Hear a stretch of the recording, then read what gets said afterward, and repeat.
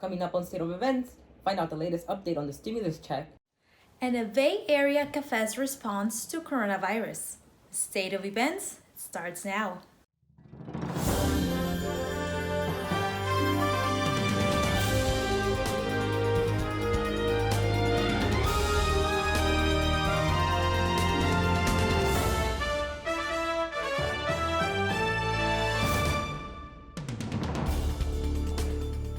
Welcome to State of Events. I'm Sandy Look.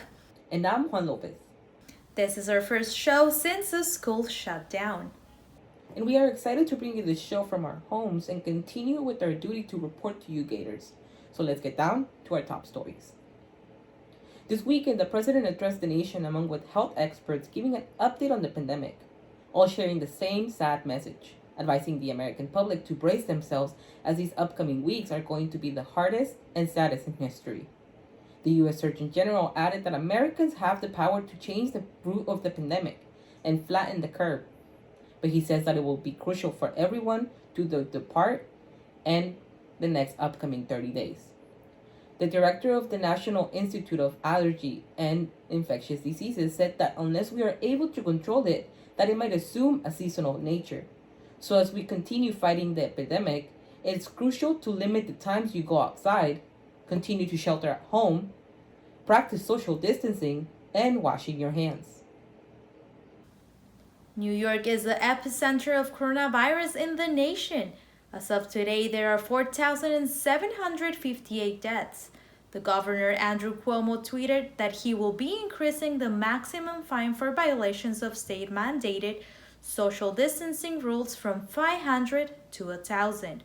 Cuomo also stated this is an enemy we have underestimated since day one. This is not the time to be lax.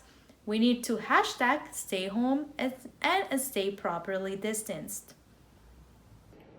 With the stay-at-home order, college students throughout the country have not only lost their housing, but jobs as well.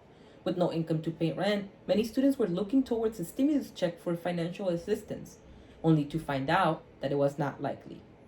Leslie Santibáñez brings you the story. Students all over the United States have been affected by the shelter-in-place order. Many have lost their jobs and income, and many have to continue paying rent even though they are now back with their families. Still, students were hopeful that by receiving the stimulus check, it would ease a bit of their worries. But for students that filed their taxes as dependents, they will not receive the stimulus check. Jackie Villa, a senior at San Francisco State University, is one of the many that has been impacted by the shelter-in-place order. The shelter-in-place has affected me financially by me losing both of my jobs, which were the main source of income for me to pay my bills and rent. I lost both jobs when the shelter-in-place occurred, and I am living away from home, which makes it a little more difficult since I'm alone in San Francisco, a very expensive place. So by having the shelter-in-place, I've been financially struggling a little more than usual. I don't know when this is going to end, so I don't really know when I'll be starting to get income again. The Pew Research Center states that young people, in particular, are said to be disproportionately affected by the virus-related layoffs. Younger workers make up 24% of employment in higher-risk industries overall, and many establishments in these industries are facing a high likelihood of closure in areas with more severe COVID-19 outbreaks. College students are facing uncertainty throughout this time. A lack of aid will just add to that. Reporting from Riverside, California, this is Leslie Santibáñez, State of Event. An indigenous woman in the Amazon has tested positive for COVID-19, this being the first case discovered in the indigenous tribes of this area.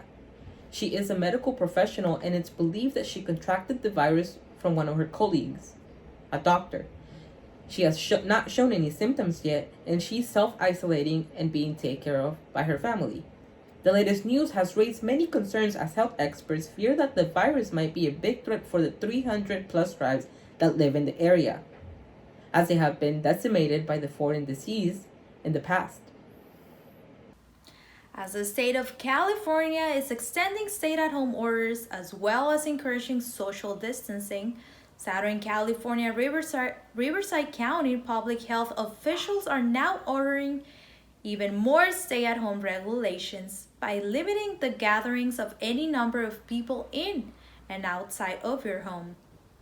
This is bringing concern to residents if essential services such as plumbing and household needs will still be permitted to have done in their home. State of Events Jennifer Rios has the story.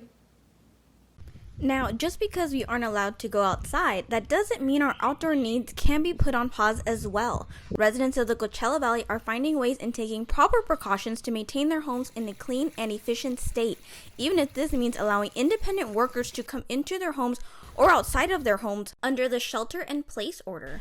I think I can go without a gardener because if my grass goes high, I can cut it, my plants.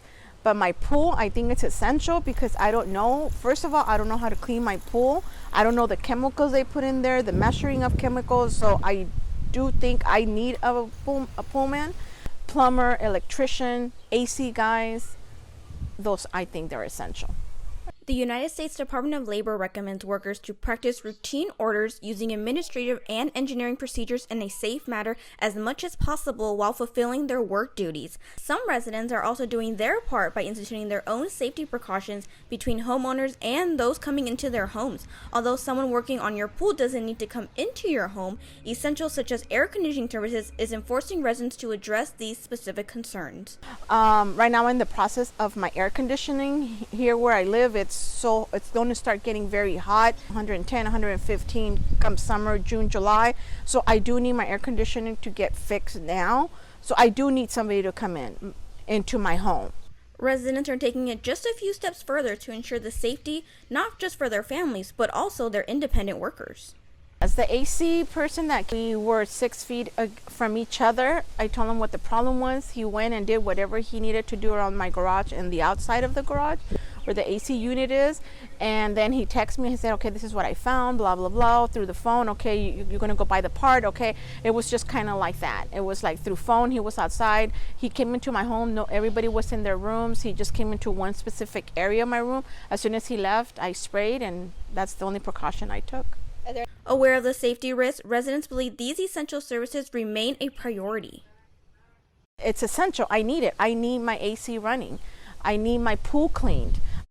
Reporting in Palm Springs, I'm Jennifer Rios, State of Events. According to Los Angeles Times, there's no mass prison release for now. The plan was to release 3,500 inmates as coronavirus spreads. A federal court panel has denied an emergency motion to force California prison officials to move thousands of inmates due to being infected with COVID-19. The cases of prison workers and inmates keeps increasing.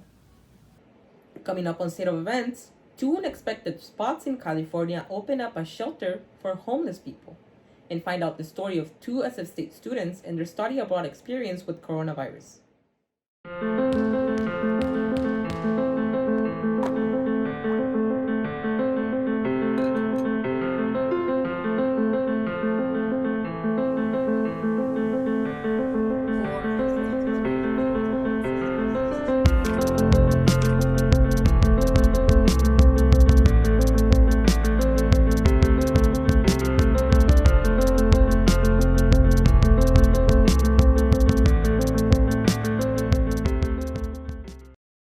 They say this is garbage, useless, out of style. They say that this is obsolete, half forgotten, twice replaced, and then some. You are the re-originator, an innovator, the treasure hunter, master of uncharted territories and pioneered ideas, a voyager. No doubts to break outside the boundaries. You have no boundaries. You have the power to shatter the mold. You. To reshape the rule. A new class. New norm. There is no norm. You're the breath of a new revolution.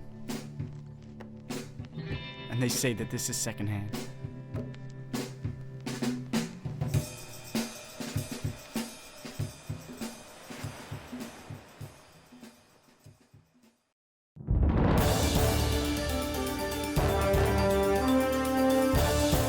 LA Mayor Garcetti is recommending to all Angelinos to wear masks while going out on public. He also recommends to leave the medical masks to doctors. According to ABC7, Garcetti said in his Wednesday conference that this is not an excuse to get closer. This is not an excuse to suddenly all go out. You need to stay at home, but when you have to go out, we are recommending that we use non-medical grade masks or facial coverings. San Francisco Supervisor Catherine Stephanie is temporarily opening the Palace of Fine Arts as an emergency shelter to aid homeless San Franciscans during the COVID-19 pandemic. They are expecting to house about 162 homeless individuals, and their mission is to help other shelters from overcrowding. With such a high vulnerable population, San Franciscans are asking officials to work towards opening hotel rooms that would house both medical professionals and homeless individuals, in hopes that this could help slow the spread of the virus.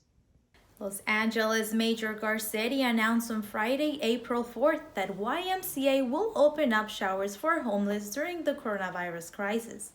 According to the Daily News, the Public Works Commission approved 9 YMCAs that will be open for homeless people to follow the same sanitation requirements as others. There's also a list of what locations are under this agreement. Airline companies have been working to provide their customers solutions due to the impact of COVID-19 on traveling. This weekend, United and Delta announced that they will be extending travel credits up to 2 years when these are only usually available for a year, so that flights that were purchased during this time are able to be recovered. Delta is making further changes. They announced that they will be extending memberships and benefits for customers in the SkyMile program and for those in medallion status. They have mentioned that they will continue to make changes as they monitor the situation.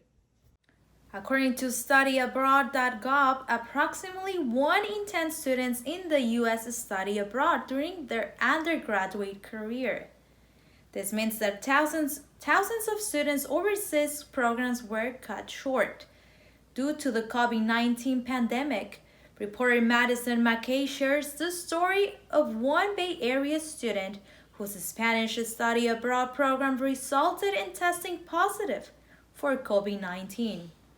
So I arrived Thursday evening at home in San Francisco, and literally on Sunday, I get messages from 2 people in our program that's like, oh, I just tested positive, by the way. The Prime Minister of Spain, Pedro Sanchez, says in a statement that in order to attain their goal as a country, they need more time to make an effort to put an end to the coronavirus. I was studying abroad in Madrid, and we kind of knew for a while Spain was not doing so well. So, after meeting with Spanish experts and scientists, the Spanish ministry has decided to extend the shelter-in-place order to 2 weeks instead of the first initial order. On the night of Wednesday, March 11th, President Trump announced, "We will be suspending all travel from Europe to the United States for the next 30 days.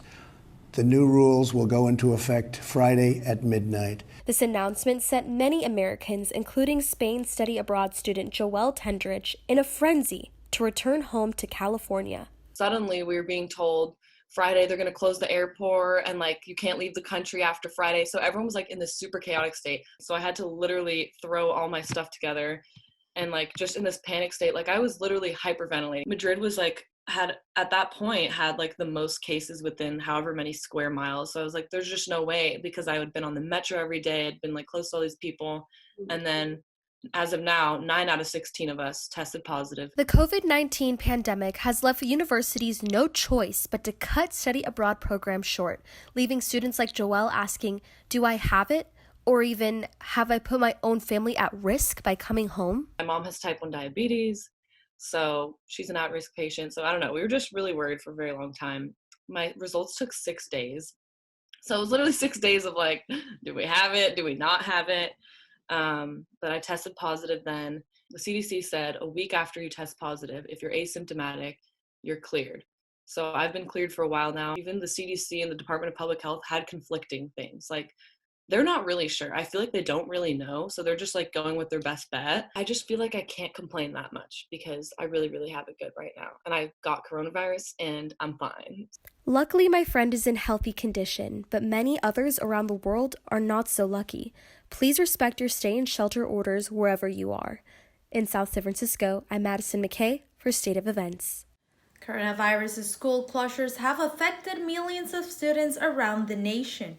Students are now taking online classes until the end of the school year.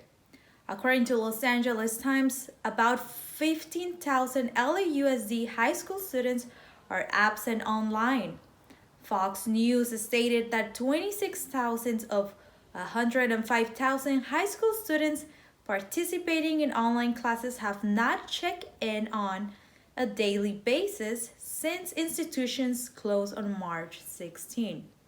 According to Fox News, 25% of LA Unified students don't have internet access at home. With COVID-19 canceling studying abroad programs, many students are confused on how they will continue with their academics. We now go to State of Events reporter Bronte Sorotsky with more on that story. The world as we know it is rapidly changing due to COVID-19, and as this pandemic limits international travel, students studying abroad are being sent back to the U.S. But what does this mean for their academics? I talked to Ocean Noah, who was studying abroad in South Africa, to get a better understanding. How did your school inform you that you were being sent home? I got an email and I was given 2 days notice saying that I had to return to the United States. And I tried to send an email back saying that that would be very difficult for me financially and, other logistics. It was very short notice. It was unexpected. And it's across the world. It's like a 36-hour trip. So I didn't feel ready to leave. But I didn't have an option. So once I was out of denial, I did get a flight and I had to pack up the apartment I was living in. And the apartment was set up, I had bought groceries for like the next several weeks, and I had just a room set up and a kitchen set up to be living there for a year. So I had to figure out how to get rid of those things and pack everything up in a matter of 2 days, which was really one of the most incredible things I've ever done. It was unbelievable, really. Did you have any concerns while moving back to the U.S.? Because my family struggles financially, and it's just my mom. She's a single mom with my 4 other siblings. I guess they prepared for things to be unstable like that. So I wasn't sure how it would all happen, and I'm so thankful that it did, but it definitely did feel like unstable, and I didn't know how things would go down. Now that you're back home, how are you keeping up with your classes? Looks like what they're going to do is have online classes, sort of similar to SF State, which I don't know how that'll work because I'm now in California, which has a 10-hour time zone difference. We're 10 hours behind. Hopefully the teachers can record the lectures and I can watch them when I'm awake. But I was enrolled in a year-long program, and I don't feel that I want to live in California for the rest of the year and just, watch lectures that were recorded hours ago. I don't think that's ideal. So I'm still waiting to hear about what my options are, and, then I'll decide from there. While universities need to ensure that students' health is a priority, they can't forget the effect that these closures will have on their academic success. In Los Angeles, Bronte Sorotsky, State of Events. Coming up on State of Events, the fatal production classes at SF State.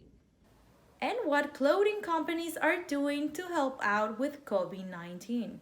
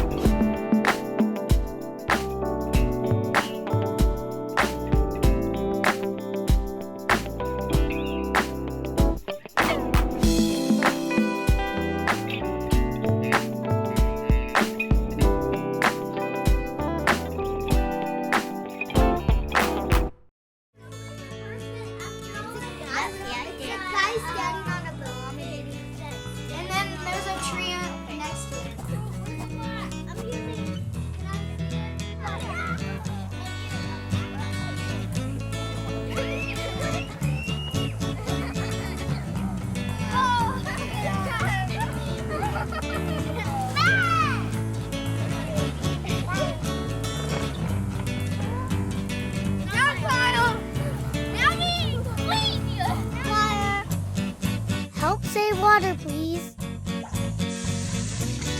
Don't forget to turn off the lights. Hey, that goes in the compost bin.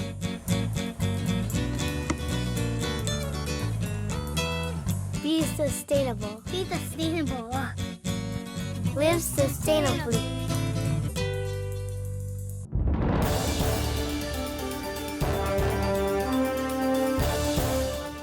COVID-19 is bringing people together. Fashion designer Christian Siriano is making masks for doctors in New York. The designer has been sharing photos on his Instagram. Siriano posted a picture with the caption, "Finally some color and brightness to our day. 5,000 masks complete and we are still going." You can also donate to this cause at christiansiriano.com. New York production companies kick it into high gear as they try to fulfill the shortage of protective equipment for medical professionals. Mayor Bill de Blasio visited the Brooklyn Navy Yard to see how the production of these highly demand gear is coming along. These factories expect to produce more than 300,000 gowns by the end of April, hoping to protect medical professionals and lessen the risk of them being infected.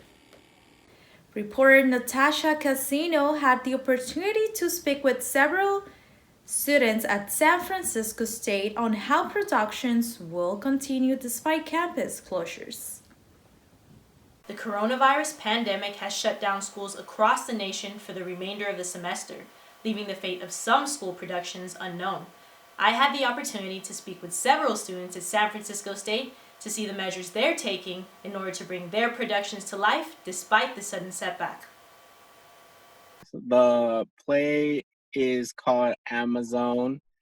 It is about the fire in the Amazon forest in Brazil, and it's focused on when action should be taken to prevent disasters. Very interesting. I know this whole coronavirus pandemic has shut down a lot of things, especially schools nationwide. What is the fate of Amazon as of right now? It's gonna have a reading done via Zoom, so it'll be interesting. Oh, so like what's going on right now, kind of. Yes, exactly. You are one of the actors in Amazon, and I was speaking with Art yesterday, and he was telling me that Amazon is now being performed on Zoom. How is that going? It's very interesting. Me and the other actress, Natasha, we have like lines where we say it at the same time. So it's been a challenge trying to figure out how to not overlap each other on Zoom because it only focused on one person's voice at a time. But at first it was a little weird because in our play we interact a lot with the audience, and now we have to interact with faces on a screen.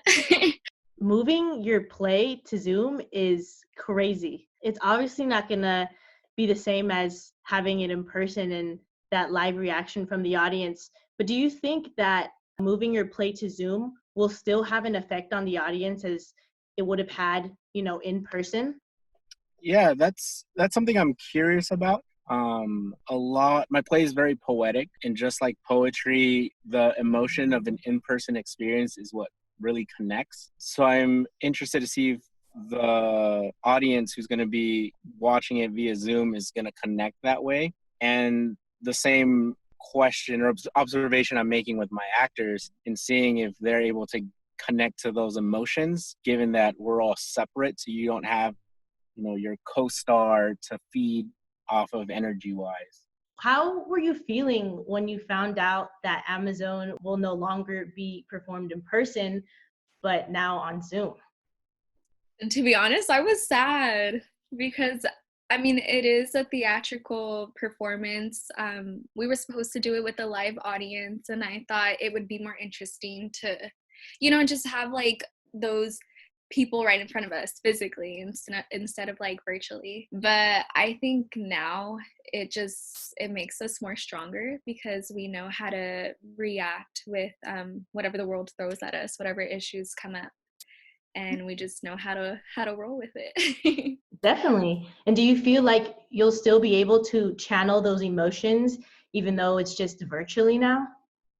I think if me and my partner continue to feed off of each other's energy, even if it's just a screen, you know, just really focusing on what's the word I'm looking for, like what our purpose is in this play, then I think we could do it. Definitely, I think so too. And lastly, do you feel like the message of Amazon will still come across even though it's not in person anymore? We're very direct with our lines and stuff, and just as long as we like stare at the people's faces on the screens, you know, they'll obviously know we're talking to them. Mm-hmm. And me, I'm like constantly yelling at them and stuff in the play. And, you know, it's like very specific that it's targeted towards the audience and I'm trying to move them. So yeah, I think I'm positive the message will still come across. Many school productions are being forced to cancel or be presented in a non-traditional format, which many people are now saying could be the new normal. But as Bree mentioned, this can only make us stronger, as we are able to face the difficulties life may throw at us and come up with new ways to work around them. In San Francisco, I'm Natasha Casino for State of Events. As we continue to shelter at home and avoid public contact, it seems like animals are taking over all the public spaces. The Georgia Aquarium was overrun by cats this weekend as they got to explore an empty aquarium. The Atlantan Humane Society added that unfortunately these cats are not up for adoption, but there are probably many in your local shelter. Adoptions or fostering animals during this time are very important as shelters face the effects of the pandemic. So call your local center and see if you can help. Those are all the stories we have for you this week. To stay updated with all the stories that we are working on, be sure to follow us on all our social media accounts and visit our website, stateofevents.net. I'm Juan Lopez. And I'm Sandy Look. See you next week. Stay safe.